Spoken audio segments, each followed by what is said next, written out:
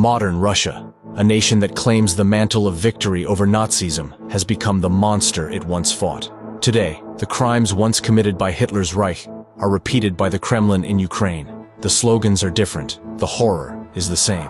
Hitler set the path to war, violating international agreements and seizing foreign lands under the pretext of protecting ethnic Germans. He occupied the Rhineland, annexed Austria, and tore the Sudetenland from Czechoslovakia, steps that set Europe on the path to the Second World War. Today, Putin follows this same script. In 2008, Russia occupied parts of Georgia. In 2014, attempted to annex Crimea and invaded eastern Ukraine under the pretext of protecting Russian-speaking populations.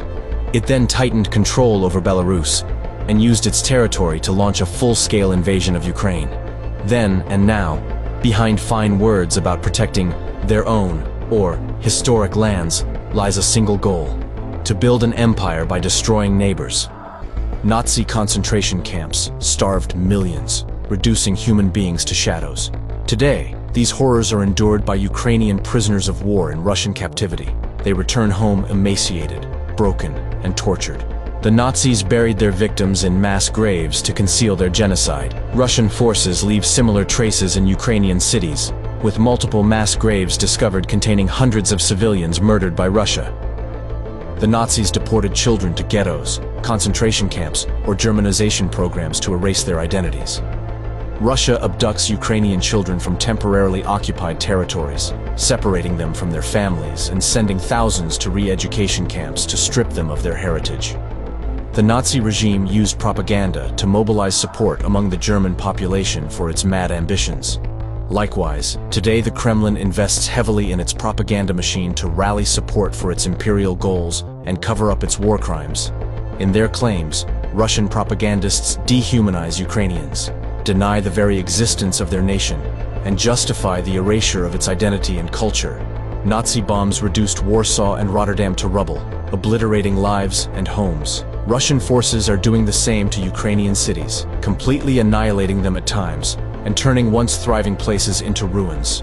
Civilian execution is another chilling parallel. Nazi killing squads murdered thousands of civilians in the cities they occupied. In Ukraine's cities like Mariupol, Bucha, and others, Russian forces have repeated this horror, shooting civilians and abandoning their bodies in the streets. The Nazis terrorized civilians, bombing their cities and forcing them into shelters. Today, Ukrainian civilians endure the same terror, night after night, as Russia launches drones and missiles at their homes.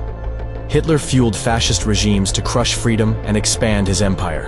He supported Franco's Spain during the Spanish Civil War and forged an alliance with Mussolini's Italy to divide and destroy Europe. Today, Putin mirrors this pattern, forging alliances with tyrannies like Iran, relying on their drones to attack Ukrainian cities. The Nazis bombed places of worship without regard for the faith they claimed to uphold.